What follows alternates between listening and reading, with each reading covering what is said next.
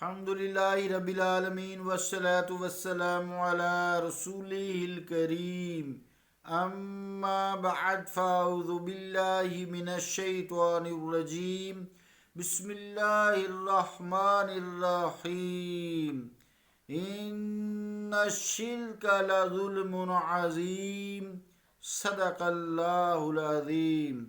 واجب الاحترام سامعین، السلام علیکم ورحمۃ اللہ وبرکاتہ۔ آیت کریمہ کا ترجمہ یوں ہے: بے شک شرک ظلم عظیم ہے، اللہ کا قول سچا ہے جو بڑی ہی عظمت والا ہے۔ عزیزان گرامی قدر، شرک کی تعریف لغوی اور شرعی کی کہ اگر شرعی یوں ہے کہ اللہ کے علاوہ کسی کی کو عبادت کے لائق سمجھنا، یعنی اللہ کے علاوہ کسی اور کی عبادت کرنا، یہ شریعت میں شرک کہلاتا ہے، شرک جلی ہے۔ اور دوسرے جو ہم نے شرک لغوی تعریف کی تھی کہ علامہ ابن منظور رحمۃ اللہ علیہ نے لسان العرب عربی کی لغت کی کتاب ہے، تو اس میں یہ ہے کہ ایک صفت ہو، اس میں دو یا دو سے زیادہ بالکل سیم صفات ذات کے ساتھ موجود ہوں، اس کو برابر سمجھا جائے، ان جیسا سمجھا، ایک ہی جیسے، ذرا برابر بھی فرق نہ ہو، تو وہ شرک کہلاتا ہے۔ یہ بھی شرک جلی ہے، کھلا شرک ہے، تو عظیم گناہ ہے۔ بات چل رہی تھی کہ کیا مزارات پر، قبروں پر، یا جو مقبول چیزیں ہوتی ہیں، انسان ہوتے ہیں، ان پہ چادر چڑھانا شرک بدعت ہے؟ نہیں ہے۔ تو کعبہ کی مثال دی تھی کہ جو کعبہ ہے بہت مقدس پتھر ہے، لیکن ہے تو پتھر، تو ان پہ غلاف چڑھانا بدعت نہیں ہے، شرک بھی نہیں ہے۔ وہ تو بڑے تیار ہوتا ہے، اس میں ایک کسوہ فیکٹری ہے، وہاں اس کا غلاف سونے کے تاروں سے پورا سال لگتا ہے، بہت مال خرچ ہوتا ہے، پھر اس کو چڑھانے والے سعادت سمجھتے ہیں، اتارنے والے سعادت سمجھتے ہیں، اس کو ہاتھ لگانا سعادت سمجھتے ہیں، اس کو چومنا سعادت سمجھتے ہیں۔ اب میڈیا پہ دیکھ لیں تو یہ اس کعبہ پر جو غلاف چڑھانا ہے، یہ اعتراف عظمت و تقدس اور اظہار احترام ہے کعبہ کا۔ کعبۃ اللہ پر ہر سال ایک نیا غلاف چڑھایا جاتا ہے، اور چڑھانے کا مقصد اس نسبت کا اظہار اعتراف ہے جو اسے ذات باری تعالیٰ نے عطا کی ہے، ورنہ اس نسبت کو اگر ہٹا دیا جائے تو یہ سب کچھ فضول خرچی نظر آئے گی نا۔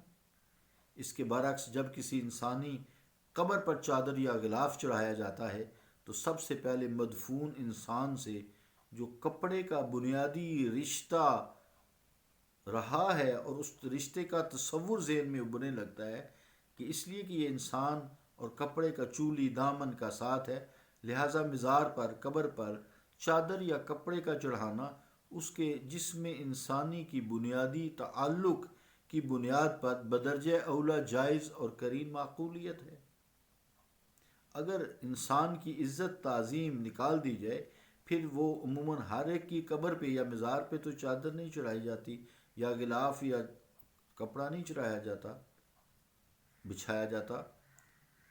وہ شیخ القرآن ہوتے ہیں، اولیاء کرام ہوتے ہیں، انبیاء کرام ہوتے ہیں، صدیقین ہوتے ہیں، شہداء ہوتے ہیں، امام حسین رضی اللہ تعالی عنہ کے نقش قدم پر چلنے والے ہوتے ہیں، حضرت حمزہ رضی اللہ تعالیٰ عنہ کے بے شک مزار پہ چادر نہیں ہے، لیکن یہ جو شہید ہیں ان کے نقش قدم پر چلتے ہوئے ان کی مزارات پر لوگ چادریں چڑھاتے ہیں۔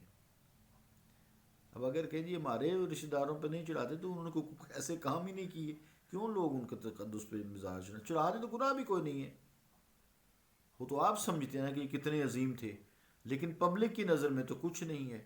یہ تو پبلک انجانے ایسے لوگ ہوتے ہیں جو جانتے بھی ہم لوگ ان کو نہیں ہیں، یا ان کو وہ نہیں جانتے، زندگی میں کبھی دیکھا بھی نہیں ہوتا، تو اظہار تعظیم، تقدس اور عظمت کے تصور کے ذہن میں رکھتے ہوئے ان کی قبر پر مزار پر چادر چڑھاتے ہیں۔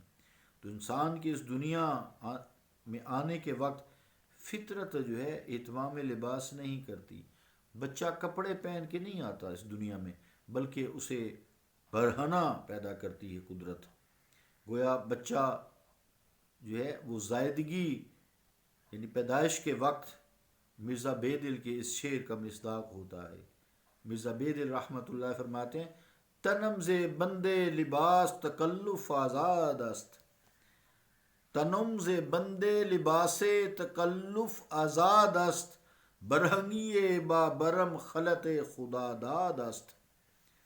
ترجمہ کیا ہے کہ میرا جسم لباس تکلف کی قید سے آزاد ہے، اور برہنگی یعنی ننگا پن خود ایک ایسی خدا داد خلط ہے، لباس ہے جو مجھے فطرت نے عطا کی ہے۔ شاعرانہ خیال ہے، تصور ہے نا۔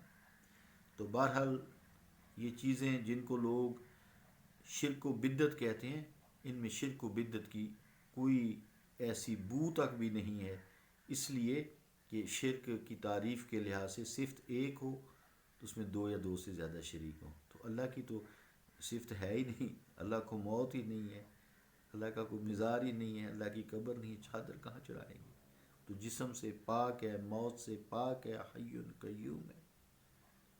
تو یہ انسانوں کے ساتھ کعبۃ اللہ کی مثال دی ہے یا روضہ رسول کی مثال دی ہے، اس پہ خوبصورت رنگ کیا جاتا ہے، اس کی مینجمنٹ کی جاتی ہے، تو یہ تقدس کے لیے، اظہار عظمت کے لیے۔ تو ایسی کوئی بات نہیں ہے۔ جو چار گروہ بتاتا ہوں، من النبیین والصدیقین والشہداء والصالحین وحسن اولئک رفیقا، اور نماز میں ہم ان گروہ کے کیونکہ انعام یافتہ ہیں قرآن مجید کے مطابق، تو ان کی نقش قدم پر یا ان کے راستے پر چلنے کی ہم دعا بھی کرتے ہیں، اور باہر آ کر پھر ہم یہی بکتے ہیں کہ ان کے تعظیم کرنا شرک ہے، بدعت ہے۔ استغفر اللہ، اللہ تعالیٰ ہمیں ایسے مبلغوں سے بچائے۔ صلی اللہ تعالیٰ علی رسول خیر خلقہ محمد وعلی آلہ واصحابہ اجمعین برحمتک یا ارحم الراحمین۔